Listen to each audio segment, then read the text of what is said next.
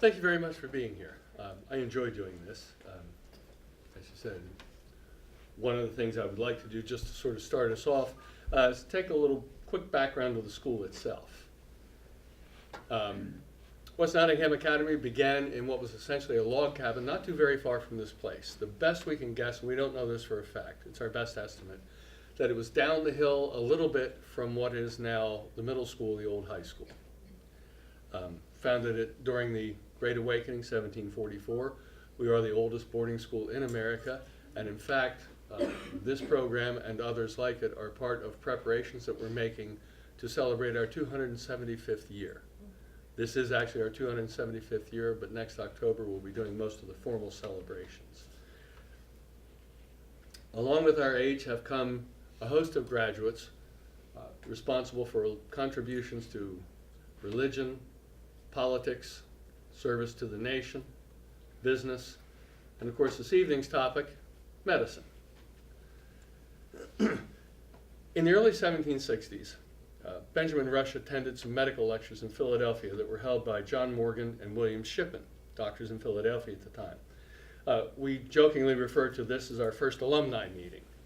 And I say jokingly only partially in jest because there are a number of West Nottingham Academy graduates who have become very important doctors in the early nation.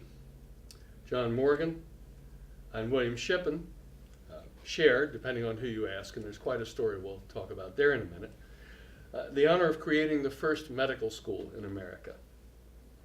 John Archer and James Tilton were in the first graduating class from that school and also have other honors and other contributions made to American medicine. And then, of course, there's Benjamin Rush, second only to the other Benjamin, as a premier scientist and medical expert of the late 18th and early 19th centuries. Now, I do want to make one point right off the bat because it's going to be really obvious here in a little while. When we talk about our graduates, of course, we speak of them with pride. We're proud of what they've done. We also recognize that they were human beings, and sometimes their humanity is a little rougher than others. So we're going to look at them warts and all, and some of the warts are, to say the least, amusing. But I'd like to sort of start off from there then, speaking of what medicine was like in their time, because you really have to set the stage to understand the value of their contributions. Coming up through the 17th century, and for centuries before that, medicine depended on the Greek principle of the four humors, going back to Galen, the ancient Greek physician. All disease was caused by isonomia, the preponderance of one of these humors. And these humors dictated all of life. They were associated with seasons, ages, elements, organs, and so keeping a balance in these humors, blood, yellow bile, black bile, and phlegm, were the key to healthy living. As the 19th century begins, we see a move to heroic medicine. Now, in accordance with the Enlightenment thinking of the time, this philosophy of natural law, this is a rational system. The body is a machine, and all disease is one disease, a disorder in the machine, an overstimulation of nerves and blood.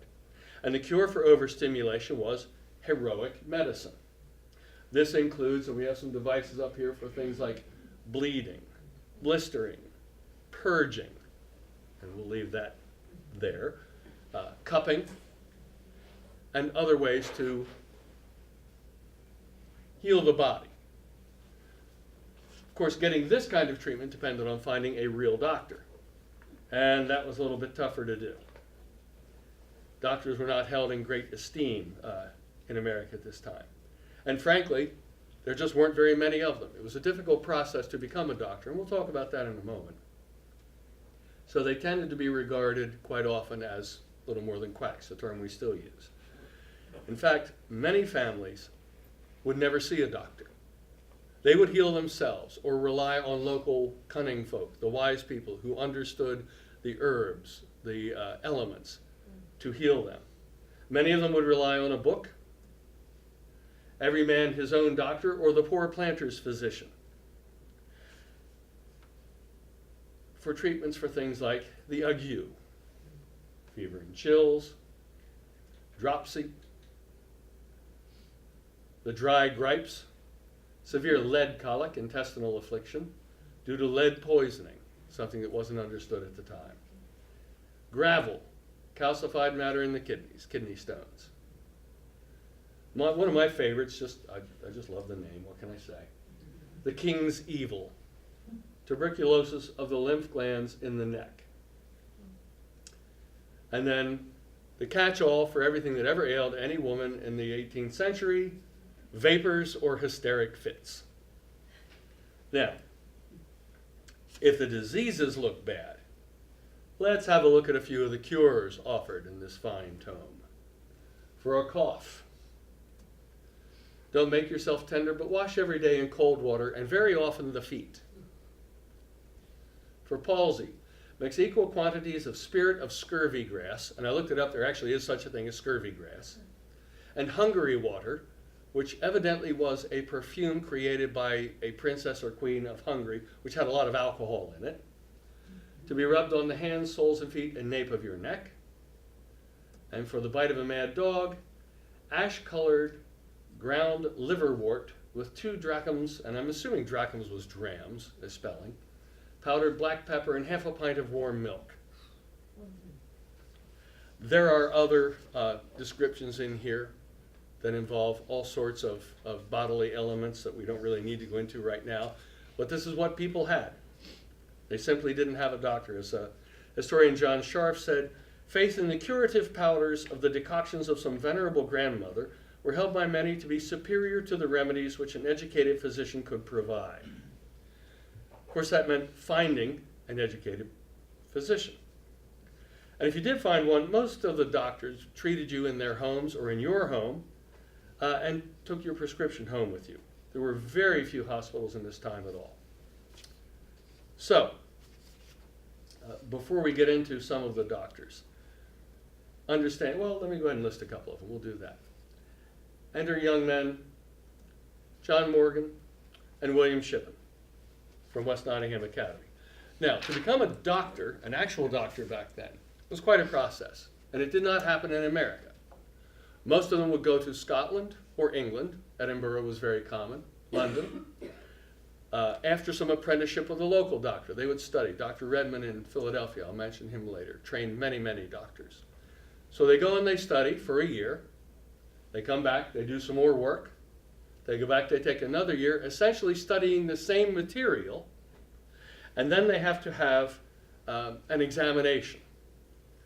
So they will be given a medical case and an aphorism of Hippocrates, a long series of propositions concerning the symptoms, diagnosis of disease, etc., which they would then discuss and explain, in Latin, of course, and submitted to the University Senate. This is followed by a thesis, also in Latin, which had to be defended before the entire university. Then one could become a doctor. Now, as you can imagine, it's very difficult for Americans to become doctors at this point. The travel, the expense, for previous education, in the languages, etc. So, these young men have an idea. They're going to change these things around. Now, they are both graduates of our school. John Morgan comes out of, now, graduation is not like it is today. No big ceremony. When Finley thought you were ready to go to college, he wrote a letter to the college and said, hey, Morgan, this guy, he's ready to go. And he would go be examined at the College of New Jersey, now Princeton, somewhere like that, and they would accept him in. He gets his at the College of Philadelphia, apprentices under the aforementioned Dr. Redmond, was a surgeon in the French and Indian War, came home to Philly in practice, eventually will be named Director General of the Medical Department for the Colonial Army during the Revolutionary War. That's important. We'll come back to that in a moment. I'm sorry if I sound like a teacher sometimes. It's a 20-year habit. Not likely to change. His friend, William Shippen, graduated a couple years later, got his bachelor's from the College of New Jersey, his MD from Edinburgh, gave America's first series of anatomical lectures in 1762. This caused him quite a problem. Anatomical lectures and the study of anatomy was sort of frowned on in polite society, particularly if you had to pay someone to find you bodies and things so you could examine these sorts of issues. But what really got him in trouble was that he taught midwifery to men. This was not to be done in this time. It was not uncommon for his lectures to be interrupted by rocks flying through the windows and mob scenes. So they were friends. They had gotten together many, many times and decided America needs its own medical school. And they were going to do it together. They're going to create one. Shippen then is absolutely incensed to find out that Morgan has beaten him to the punch. He has presented this plan on his own, singularly, to the College of Philadelphia and was named Professor of Theory and Practice of Medicine in May of 1765, when the College of Philadelphia, now Penn, decided to open its medical school. In all fairness, he did arrange for Shippen to be named Professor of Anatomy and Surgery in 1766, and then they were joined by another W&A alum, Benjamin Rush, who was named Professor of Chemistry in 1769. But he never forgave Morgan for cheating him. This spat will boil over in the Revolutionary War. Now, I mentioned that Morgan had been the medical director. Shippen was named medical director of the flying camp in New Jersey, and flying camps were a particular creation of the Revolutionary War, and they were essentially reserve troops who could be ready to move, fly, on a moment's notice to join the regular army. So, Shippen sets out to actively undermine Morgan. He writes letters directly to George Washington, letter after letter, criticizing everything Morgan did, from management of medical supplies to the treatment of the wounded and sick soldiers. 1777, all this agitation and possibly some legitimate charges of mismanagement led to Morgan's dismissal from the Continental Army. That's bad. You know what's worse? Shippen got the job. Not only does the man take away your job, but he gets it. The Continental Congress eventually published a very handsome apology. They didn't give him back his job. They didn't pay him for any of his time he was missing, but they said, oh God, we're sorry, guys. So, what does Morgan do? Well, he joins up with his buddy Rush, and they start writing letters criticizing Shippen. Eventually leading to a court-martial. They come up with enough charges that Shippen is court-martialed on charges of speculation in supplies and ill treatment of the men. Sound familiar? How he survives. In January 1780, he's arrested and charged with 5 specific charges. So there is a court-martial. It included things like speculating in wine and sugar when the sick needed them. They asserted that his incompetence caused needless suffering and death, all this sort of thing. He escapes conviction by 1 vote. But if you look at the history of the court-martial, there's a story. For one thing, the court-martial board changes in the middle of the trial, and then he just happens to entertain them all at his house with nice wines and fine foods. Whether they came from the supplies or not, I don't know. And along with that, entertains them with his mocking impressions of Dr. Morgan. So his defense confirms everybody's opinion that he was really insensitive to human suffering. He never visited the sick. He didn't dress wounds himself. However, he stays in his position until he resigns in January of 1781. And of course, given his part in trying to help Morgan get rid of Shippen, plus some involvement in the, hazy involvement in the Conway cabal, Rush ends up having to resign as well. So he's out of the army. So they're really good doctors. They created a really good school, but I'm not sure I'd want to be friends with any of them at this point. However, back to the school. In the first graduating class, we have 2 West Nottingham alumni. John Archer, who received the first medical diploma issued on the American continent by reason of having a last name that began with A. So he was at the front of the line. Graduated from us in 1757. And I'll come back to Tilton in just a second. Got his A.B. in Princeton. Initially got his MA in theology. He intended to be a preacher, but when the presbytery examined him, they recommended that he not pursue life as a preacher. Now, it seems to have been tied up mostly with a problem with his voice, that he couldn't be heard very well. So he changes. He decides to become a doctor. He is the first graduate in 1768. Goes home to Medical Hall in Bel Air, which I believe still stands, and begins practicing law and medicine and just about everything else.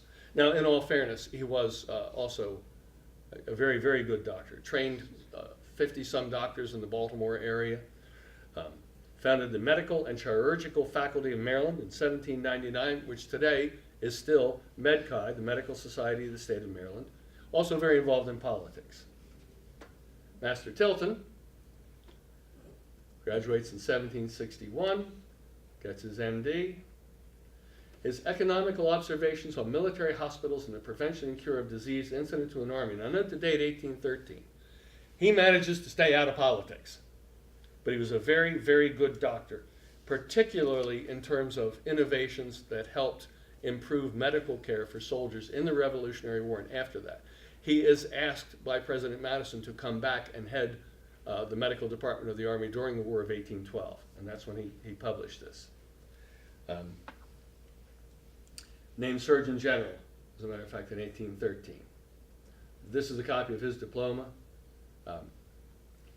Perhaps his most important, well, there were several innovations. His most important would have been in the areas of hygiene. He said, we have to get rid of all the refuse in the camps. He said, cleanliness, this is going to save them. And he was quite right. The spread of disease was greatly related to many of the issues of hygiene, where sewers and such were placed in various camps. And also his hospitals. He created a new design for the hospital. Occasionally referred to as Indian hospitals. He makes several very important steps. Number one, he begins to segregate the sick soldiers by disease so they can be treated individually. He also puts them, now these are not the greatest pictures, I'm sorry, they're the best I have. They are laying with their feet towards a central fire, earth floors. He felt it would help carry disease. He didn't get that one right, but he was trying. And the smoke actually washed over their bodies. He felt that the smoke and the warmth washing over their bodies would help clean them. And now understand, we don't have germ theory at this point. So in fact, his hygiene moves and these long hospitals do end up saving lives. The sick are kept warmer, they're treated better, they're segregated by disease, and he actually improves the lifespan of the ill soldier. He was also very important in the area of vaccination. If you've read much on the Revolutionary War, smallpox had a great effect on the war. And when Washington orders, essentially, the Army to be vaccinated, back then it was called variolation, Tilton is in charge of a great deal of this. He favored what was called the kindpox vaccination. The earlier ones, I don't know if anybody has seen the John Adams video that was popular a number of years ago, actually involved using material from someone who had smallpox. Then they begin to work with cowpox to provide what you essentially cut the skin, introduce it, give the person a mild case, and they seem to survive. So he is, excuse me, he is very important in helping soldiers survive through that. Then, of course, we have the boss of them all. Pardon me. 'Tis the season. Benjamin Rush. Probably our first scholarship case. Rush's family was not wealthy. His father had died. His mother ran a store in Philadelphia. He comes to W&A largely because his aunt married Samuel Finley, the head of the school, so Uncle Sam, if you'll pardon the pun, got him through school. Got his A.B. at Princeton, his from Edinburgh, as I mentioned, professor of chemistry, also a signer of the Declaration of Independence, and probably one of the most important activists of his era, and this is often underestimated. Abolitionist, educator, he favored prohibition, I'll forgive him for that. the father of American psychology, we will come back to that, another advocate of inoculation for smallpox, hero of the yellow fever epidemic in Philadelphia in 1793. When many people were fleeing Philadelphia, he stayed and treated people. Now his treatment will lead to some controversy that we'll come to, but he stayed there. Like, back to the warts and all,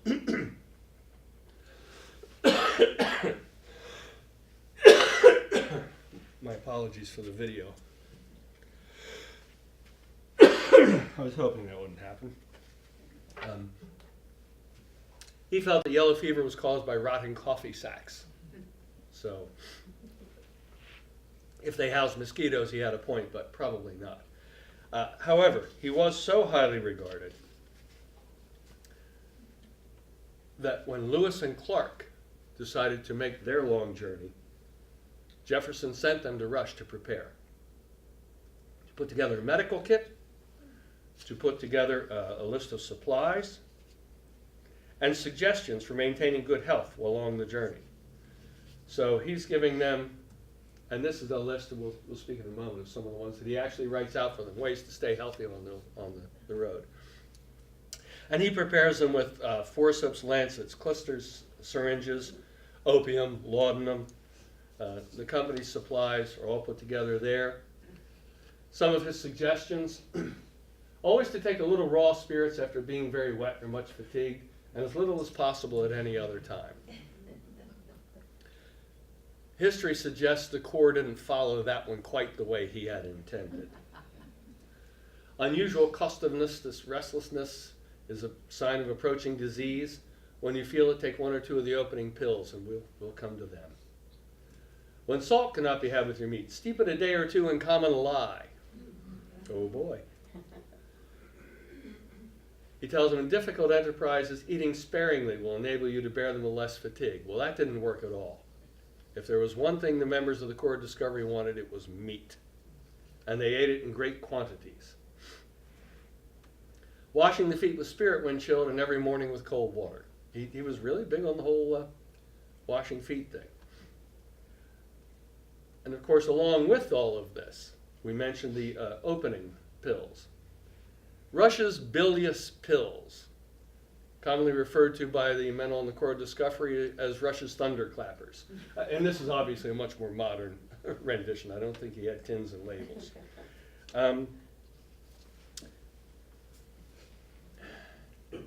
This was a particularly 18th, 19th century form of medicine. When I mentioned heroic medicine and cleansing. Well, if these pills wouldn't cleanse you, nothing on God's green earth would. This is a mixture of jalap, aka Hexagonium purga, and calomel, also known as mercurius chloride. So, jalap is a member of the morning glory family, and the root is a powerful laxative.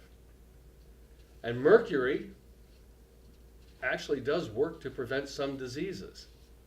Now, they had no idea how dangerous it was, but it was used to treat everything from syphilis to other diseases of the time, and is, to a certain extent, a natural disinfectant. The funny part of that right now is that researchers, and you can find this on National Geographic, have located one of the stops of the Corps of Discovery called Traveler's Rest because of the heavy mercury deposits in the latrine. Because these guys ate meat, lots of it. Not so long on the veggies and the whole grains. So, his advice with using the thunderclappers was, if one or two didn't work, try 3 or 4. Take a couple more. And evidence suggests that sooner or later, yeah, they did. But, I mean, this was common medicine at the time. I don't mean to make him out as some kind of flake for this. This was routinely done. And medicines like this, I mean, we compare them to modern times. I grew up in a time my mother went down to the local store and got paregoric, which is opium and alcohol, and it will fix a toothache. It absolutely will fix a toothache. Turpenthydrate and codeine was sold across the counter. There are all sorts of things you could buy. You can find advertisements in the late 19th century for heroin as an absolutely perfect tonic for an upset stomach. I'm not going to try that one. But along with his other accomplishments, and there were many, he helped, yes? Oh, I just had a question. The last one on your list was shoes with no heels. Yes. Why? He believed, I'm sorry, I should have brought that up more. Yes. He believed that it made you walk, and he studied the Indians. And by the way, when he sent all this out with Lewis and Clark, he also sent them a long list of questions to ask the Indians about how they handled their children, was there a suicide rate, that sort of thing. And watching them walk, he felt that walking without heels was better structurally for the human body and caused less pain and discomfort, and he would last longer that way. I like to compare it to, if any of you remember the original Earth shoes, the shoes with the heel in the front. That's a good idea. The company's still around, by the way. They still exist, but they don't do quite that shoe anymore. But no, he simply felt that walking without them, that it caused an artificial stance, and that walking without them would make you more stable than what you did. But there were many things he was involved in. He helps create Dickinson College, and he is also known, and this is one that's often overlooked, as the father of American psychology. One of the reasons is he did something that most doctors did not do at that time, particularly when it came to psychological issues. He listened to the patients. He asked them what was wrong. He talked to them. It was very common in this time to simply dismiss them as some kind of possession or extreme disease. And he honestly felt that there were ways to help people. That if you listened to them, this was not some evil that they had done. They actually had a medical problem. Now, that being said, some of his ideas, like his isolation chair, to quiet the nervous mind, the tranquilizing chair. Again, I keep tying this in with the 60s and things. If you remember the isolation chambers that were popular back then, this was essentially the same thing. The box, the whole thing, you were not to move. It was to stabilize you, to quiet you. I would last about 30 seconds. If that didn't work, we'll go the other way. We'll swing it out of you. And there were a number of people who practiced this one, who felt that this sort of violent action would shake it out of you and actually restore you much the same way. I mean, again, we give amphetamines to kids who are hyperactive. So, isn't this essentially the same principle?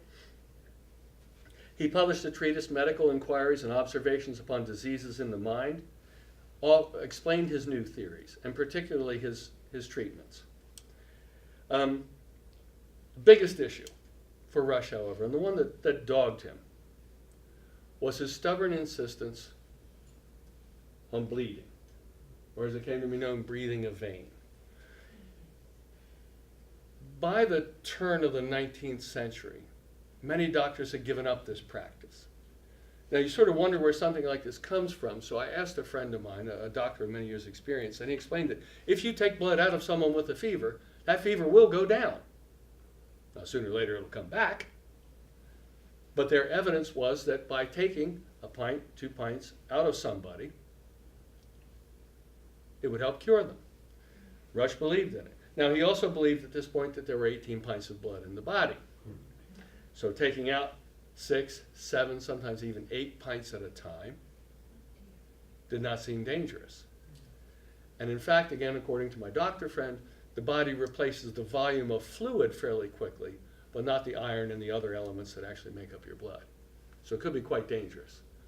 Rush was not there when this happened. He was not a part of it, but there's a good argument to be made that Washington might have survived his final illness had they not bled him repeatedly. There's quite a lively discussion about that. Rush believed in it. He truly believed in it. During this yellow fever epidemic, he was bleeding patients because, again, they had a fever, the fever went down. At this point, he comes across a man named William Cobbett, who publishes Peter's Porcupine. He was a gadfly publisher. And he begins accusing Rush essentially of murder. Rush refers to bleeding as, I think, the Samson of medicines. And he said, oh, it's better than that. Samson only slew 10,000. You're slaying 100,000, something like that. He eventually gets to the point where Rush sues him and wins. And he wins a judgment in the late 18th century of 5,000 pounds, which is just insane money. Cobbett had to leave. He had to go back to England. He was broken by it. Rush believed in it. Even near his own death, he had himself bled. So, as I said, warts and all. He was a genius in many areas. He did a host of wonderful things, but he just couldn't let go of that one. So, at the end of the day, what does all of this mean for us, and especially for West Nottingham Academy?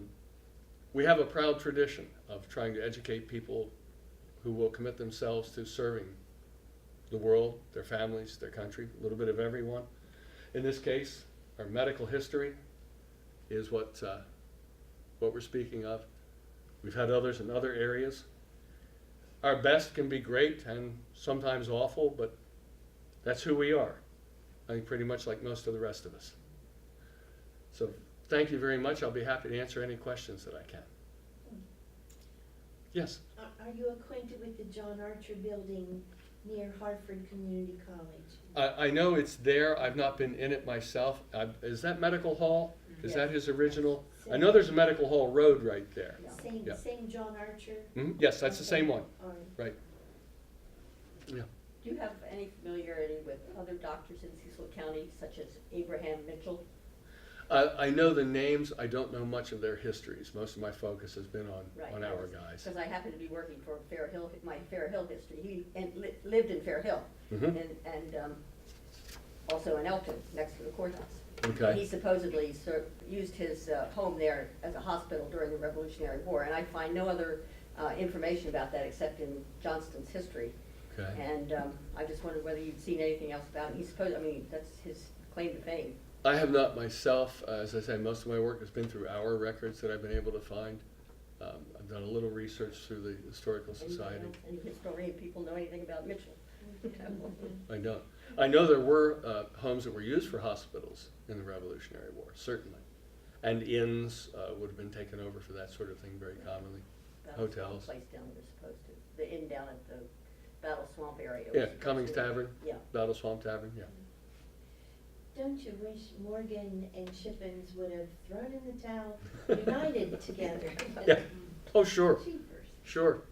I think part of it is that this was a time when reputation was critical to everyone.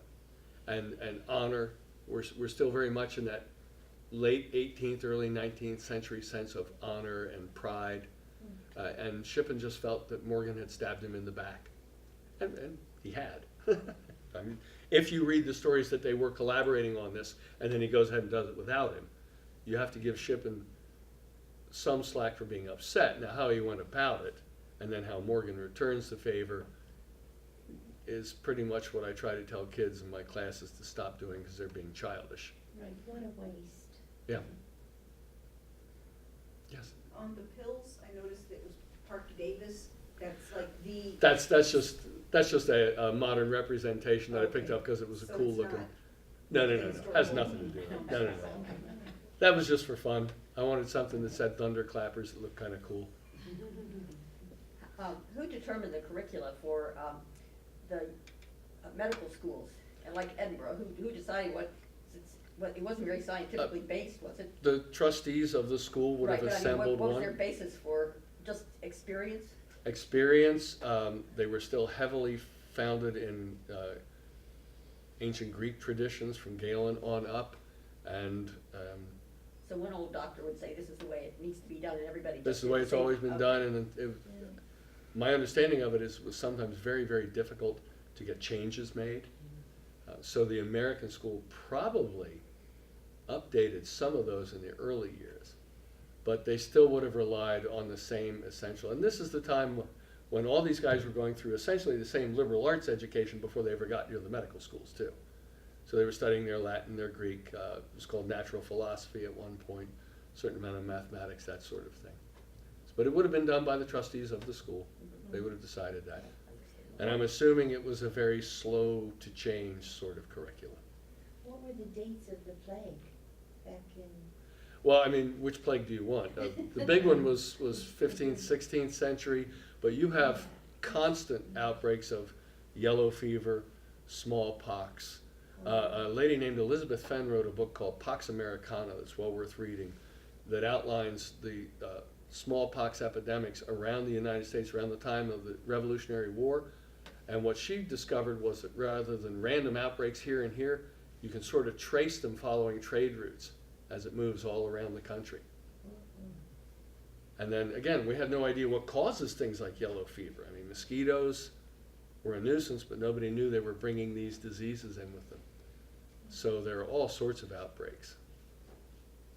Yes, sir. When you said that Washington had the inoculations done, did Yes. the British do inoculations too? They were slower, as I understand it, they were slower to formally require it, but their soldiers tended to have gotten the pox more, especially the professional soldiers, to have been through the smallpox more before they got here, is my understanding. And I wouldn't swear that's 100% true.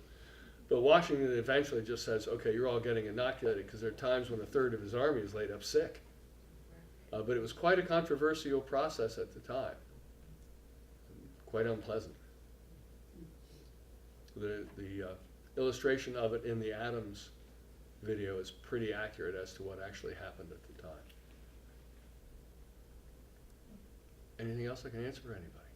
Yes, ma'am. Do many of your current graduates go into medical people? We've had a few go into medicine. They're aiming more towards science in the computer world these days, the STEM. A young lady I taught, had the pleasure of teaching, has a doctorate I can't begin to explain. It's in biomedical something, and I don't understand 5 of the 7 words in the title of her thesis, and I won't even try to pronounce them. But they are going that way. I would say more of our students are headed towards the computer sciences and business these years, but we have a few that go to medical school. Yes, sir. What's the meaning of West Nottingham's Academy motto in Latin? Nihil sine labore, nothing without effort. Nothing without work would be a more literal translation from Finley's time. We usually tell the kids nothing without effort. Thank you. Following in the tradition back then, well, I don't know when we actually adopted the seal. I should check on that. But you know, every school has to have a good Latin motto. I'm interested in, war injuries and wounds. Mhm. Did they, practice on cadavers? Did they, No. amputations? I mean, most doctors, cadavers were hard to come by, and in many places it was outright illegal to have anything to do with them. You could try and get them from maybe the poorhouse or the executioner off the gallows, something like that. But most of the doctors were learning in the field, and they were just trying to patch them up the best they could. Because you were taking doctors who were trained in civilian life, and suddenly, you don't often see pieces blown off of a farmer who got hit by kicked by his mule. So most of them learned there in the field or from other doctors who had done it. Morgan had his experience in the French and Indian War to help him out at the beginning of the Revolutionary War, but most of it was OJT. And, keep in mind that the idea of hygiene, well up through the Civil War, you have doctors just rinsing their tools in the same water they rinsed them on for the last 300 guys, and there's a pile of arms and legs outside the window somewhere. So they're hoping. That's why Tilton's work was so important just in terms of hygiene, with cleaning up the camps and things. He cut down on infection. If you look, I think it's probably true of most wars, certainly the Civil War, a lot in the Revolutionary War, infection after a wound laid down more troops than the actual wound itself. I know that's true in the Civil War. I'm not 100% sure in the Revolutionary, but certainly a big part of it. It would be so easy to get an infection. Anything else? You're welcome to look at some of the books I brought if you like as well, but thank you very much. I appreciate your time.